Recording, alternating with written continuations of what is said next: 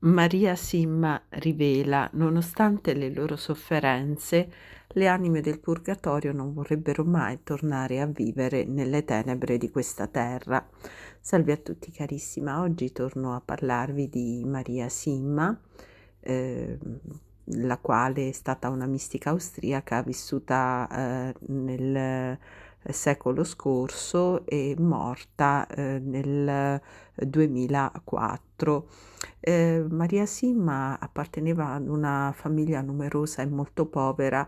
Fin da piccola si ritrovò a fare i lavori più umili, ebbe sempre una grandissima, fede, era molto intenta a alla preghiera, alla confessione, alla pratica dei sacramenti.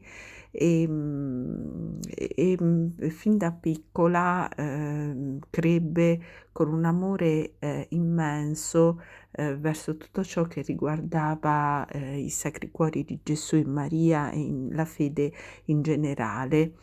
Ehm, Quando gli vennero a mancare, i loro cari, ritrovò a vivere sola nella casa paterna e allora, decise di fare voto di verginità alla Vergine Santa e di offrirsi a Dio con il voto di anima vittima di amore e di espiazione.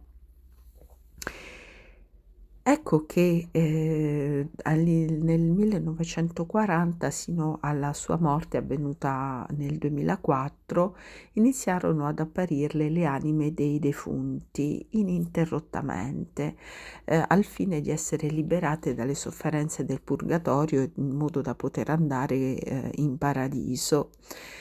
Maria Sim a tal proposito rivela: "La prima volta mi svegliai perché qualcuno stava camminando su e giù per la mia stanza. Dissi: "Ehi, chi sei?" Nessuna risposta. Allora saltai fuori dal letto, corsi verso di lui e cercai di afferrarlo, ma mi trovai con nulla in mano. Nella stessa notte un simile episodio si ripeté una seconda volta. Ed ecco che, Maria Simma ricevette questo suggerimento dal suo confessore che le disse: "Se ti dovesse capitare di nuovo, non chiedere chi sei, ma piuttosto che cosa vuoi da me." Potrebbe essere infatti un'anima del purgatorio.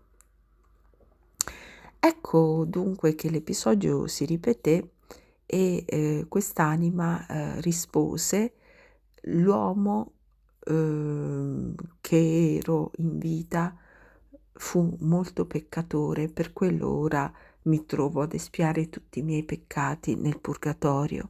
Ma ti prego, fai celebrare 3 sante messe per me e poi sarò libero." Maria Simma ci rivela che il purgatorio è un luogo ed una condizione che ogni anima vive quando ha ancora bisogno di espiare e riparare ai peccati che ha commesso durante la sua vita, prima che essa possa raggiungere Gesù in paradiso. Il purgatorio alcuni dicono sia una condizione, in realtà ciò è vero solo a metà, perché decisamente è anche un luogo, è anche un tempo di attesa in cui le anime anelano a Dio e questo desiderio inappagato è la loro sofferenza maggiore. Ci sono diversi livelli di sofferenza in purgatorio. Ad esempio, solo nei livelli più bassi Satana può attaccare le anime, che sono invece protette nei livelli più alti. Inoltre, per quanto riguarda la collocazione delle anime in purgatorio, Maria Simma rivela: non è Dio a mandare le anime in purgatorio, ma sono le anime stesse a giudicarsi, a collocarsi al livello appropriato. Sono loro che desiderano purificarsi prima di giungere a Dio. Nonostante le durissime sofferenze a cui sono sottoposte, nessuna anima del purgatorio vuole abbandonare la propria condizione per tornare nelle tenebre della terra. Anzi, sono pazienti e vogliono soffrire perché sanno che così possono purificarsi per arrivare totalmente luminose davanti a Dio. Questo è motivato dal fatto che la visione, seppur parziale, di Dio che hanno le anime in purgatorio è bastevole a diffondergli la luce della verità. I peccati che fanno andare con più frequenza le anime in purgatorio sono quelli contro la carità, contro l'amore del prossimo, la durezza del cuore, l'ostilità e la calunnia. So che la maldicenza e la calunnia, dice Maria, sono tra le colpe più gravi che necessitano di una lunga purificazione. A tal proposito, Maria Simma racconta di una vicenda relativa ad un uomo e una donna. Con grande meraviglia di coloro che li avevano conosciuti, la donna era già in paradiso mentre l'uomo era in purgatorio. Quella donna era morta dopo aver fatto un aborto, l'uomo invece andava spesso in chiesa e faceva una vita apparentemente assai dignitosa e pia. I due erano morti contemporaneamente, ma la donna si era pentita con sincerità per ciò che aveva fatto ed era stata molto umile. L'uomo, al contrario, pur essendo religioso, si lamentava sempre, sparlava della gente e criticava. Ecco perché il suo purgatorio è stato molto più lungo. Altri peccati contro la carità sono certamente il rifiuto di far fare la pace e di perdonare, di fare pace, e i vari rancori che le persone si sono portate nel cuore e con cui sono trapassati prima di potersene emendare. E infatti, ecco, la Maria Simma ha detto di aver visto in purgatorio molte anime che vi sono finite proprio per aver ostinatamente negato il proprio perdono a chi li aveva offesi.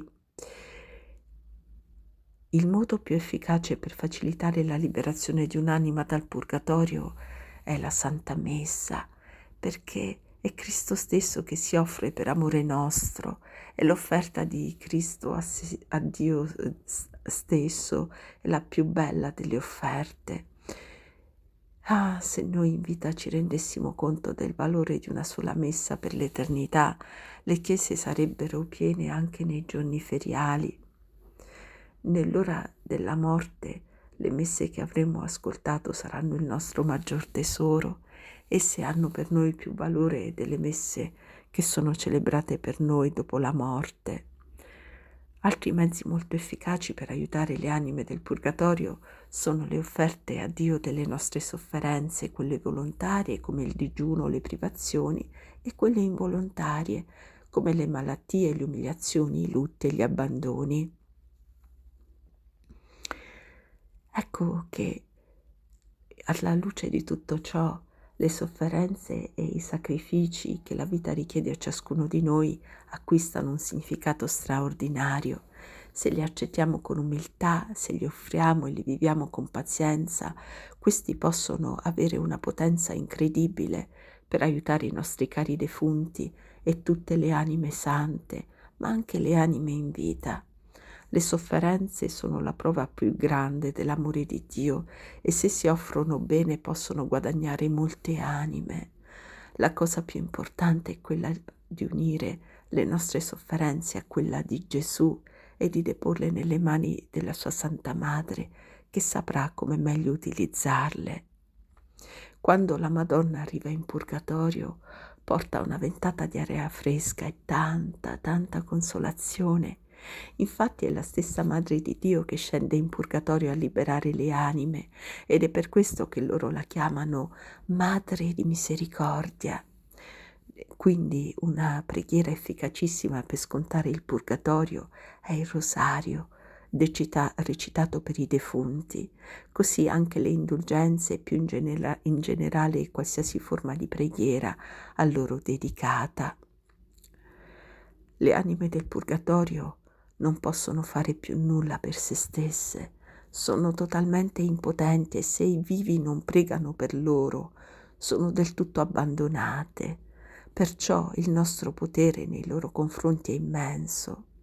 D'altra parte, però, se queste sono interdette a pregare per loro stesse, possono invece intercedere per noi e lo fanno, favorendoci numerosissime grazie e avvicinandoci al nostro paradiso. Ecco perché allora la fede nel purgatorio è davvero fondamentale. perché aiuta ad amare Dio con tutta la nostra forza ed in Lui il nostro prossimo.